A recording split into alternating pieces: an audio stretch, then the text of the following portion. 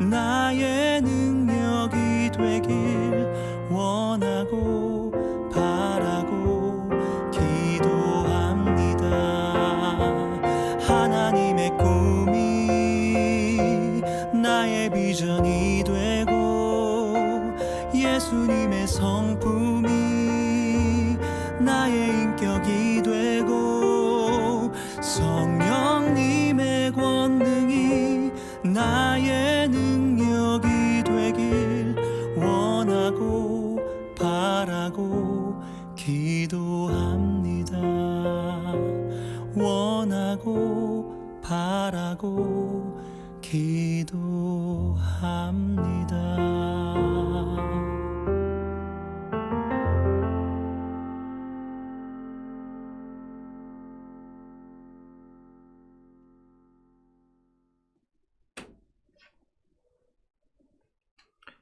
다 함께 기도하겠습니다. 좋으신 하나님 아버지, 오늘도 하나님의 은혜로 기도의 자리로 불러주심을 감사드립니다. 저희가 태어나기 전부터 창세 전에 저희들을 택하시고 또 사랑하여 주신 그 크신 하나님의 사랑과 은혜를 기억하며 이 시간 하나님 앞에 나아갈 수 있도록 도와주시옵소서. 감사드리며 예수님의 이름으로 간절히 기도드립니다. 아멘. 오늘 하나님의 말씀은 예레미야서 1장 1절에서 10절까지 말씀입니다. 예레미야서 1장 1절에서 10절까지 말씀입니다. 제가 읽겠습니다. 베냐민 땅 아나돗의 제사장들 중 hil기야의 아들 예레미야의 말이라. 아몬의 아들 유다왕 요시야가 다스린 지 13년에 여호와의 말씀이 예레미야에게 임하였고 요시야의 아들 유다의 왕 여호야김 시대부터 요시야의 아들 유다의 왕 시드기야의 11년 말까지 곧 5월에 예루살렘이 사로잡혀 가기까지 임하니라.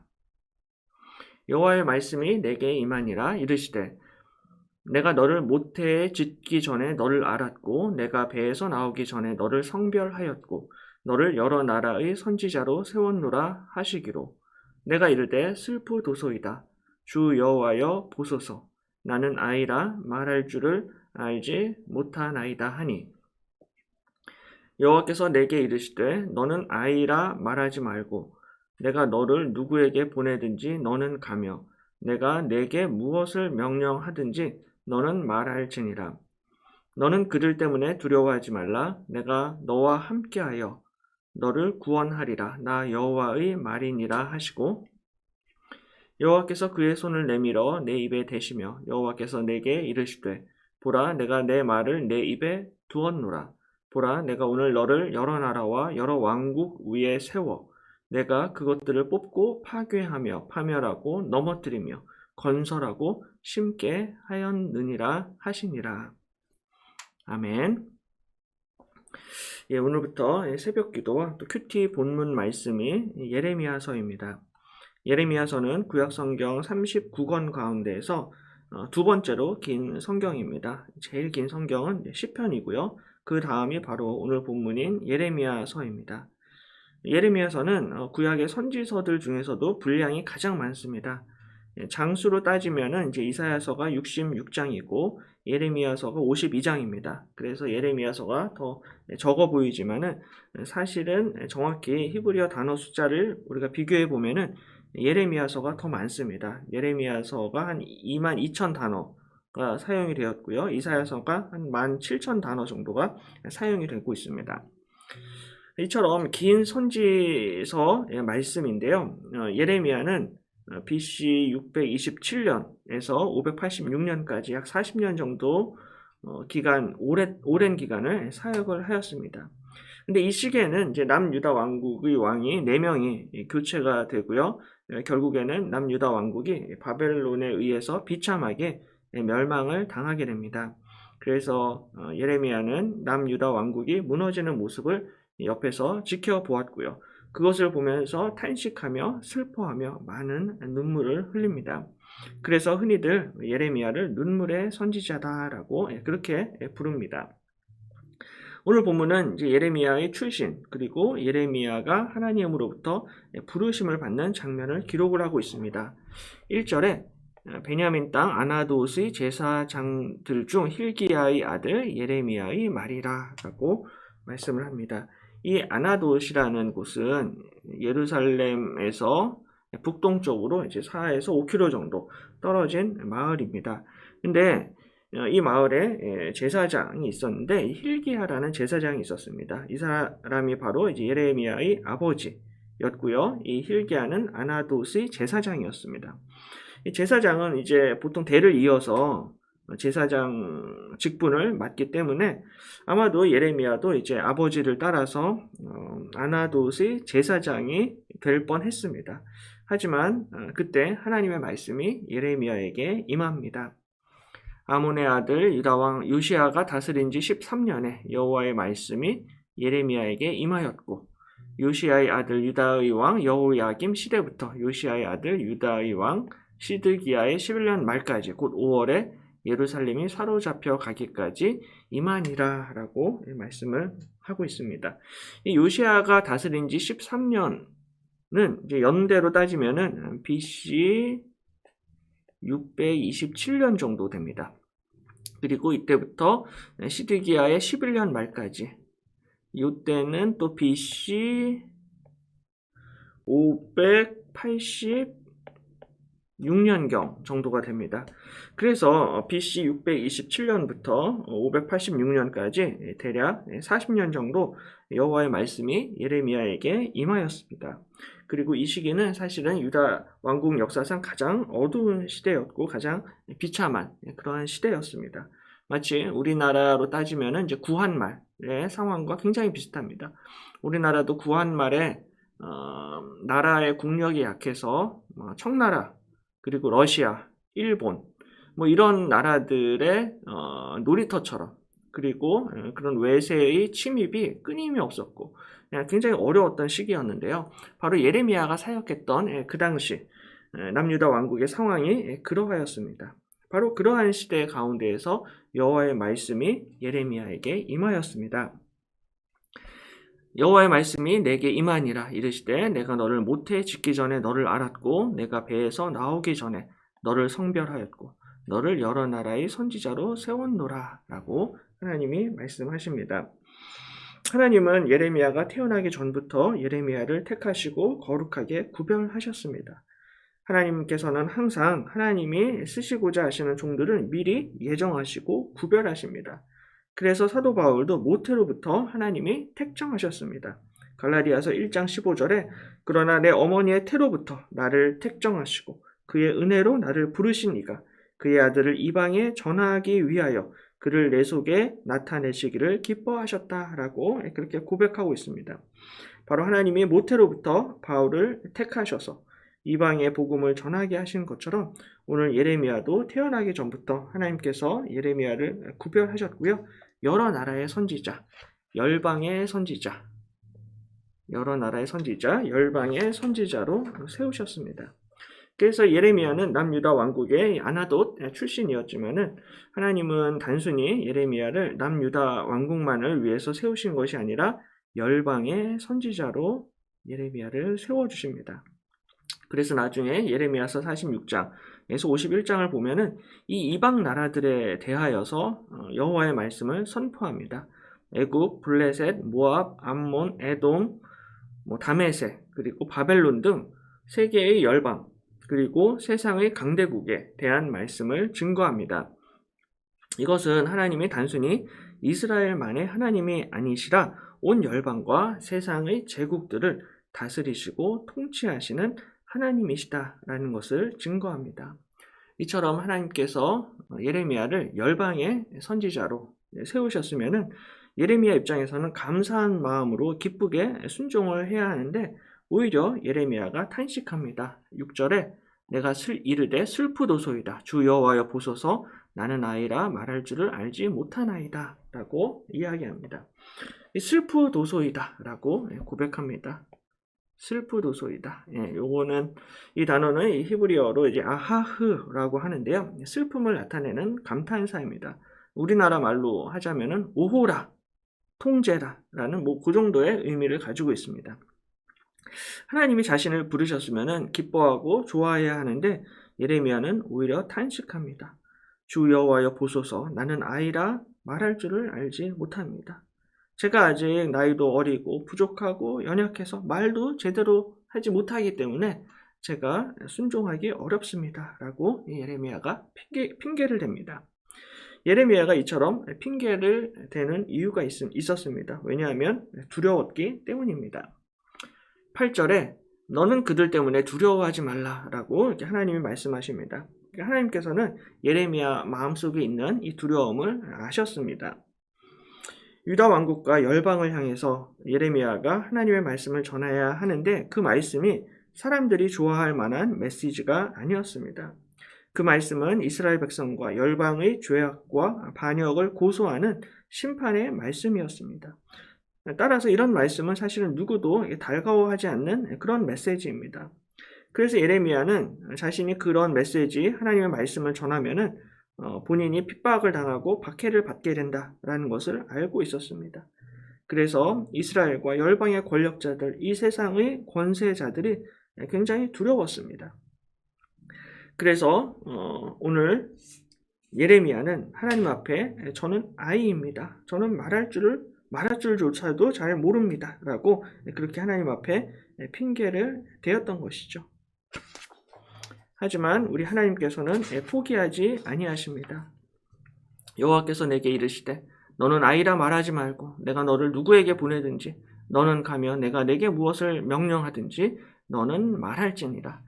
너는 그들 때문에 두려워하지 말라. 내가 너와 함께하여 너를 구원하리라.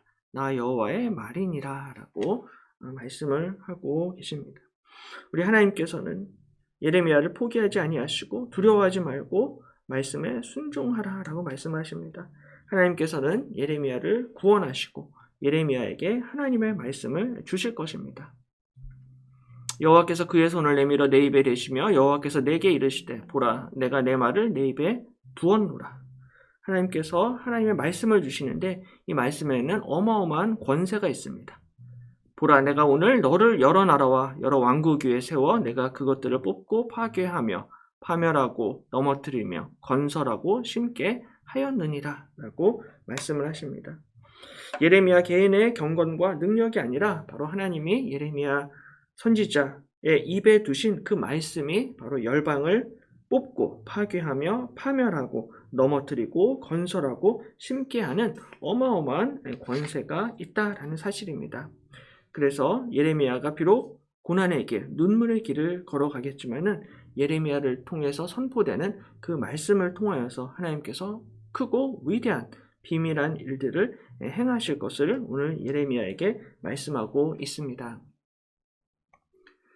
이것은 비단 예레미야뿐만이 아니라 우리도 하나님의 부르심을 받은 하나님의 백성들이고 하나님의 일꾼들입니다.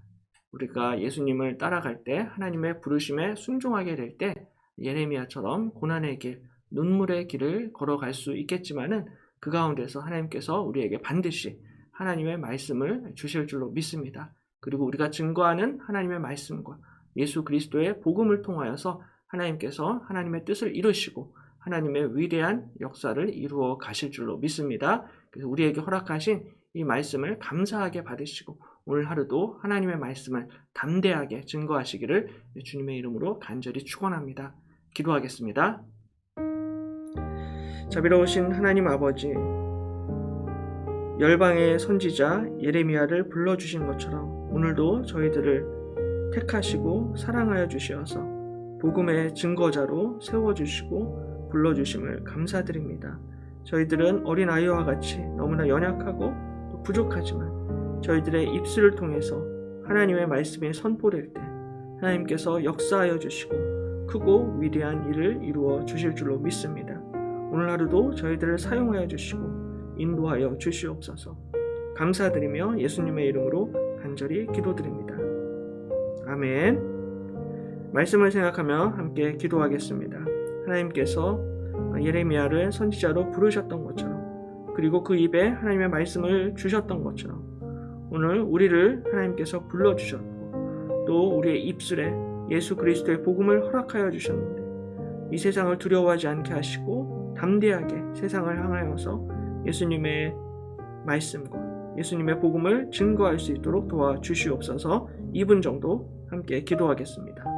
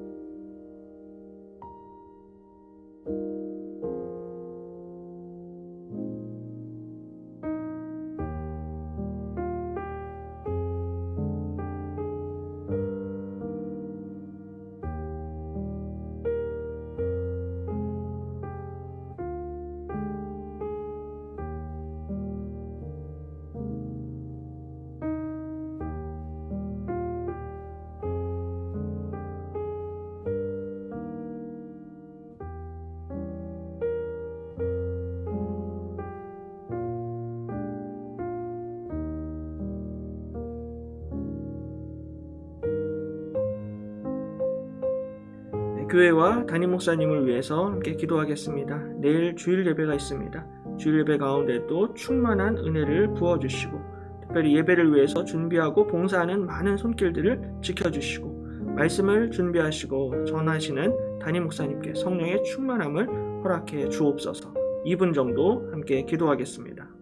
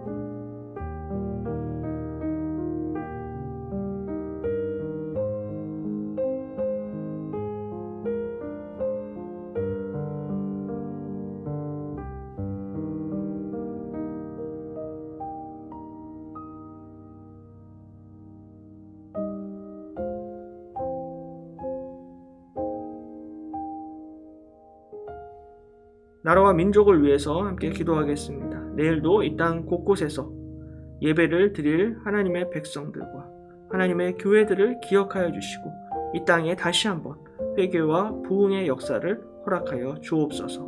2분 정도 함께 기도하겠습니다.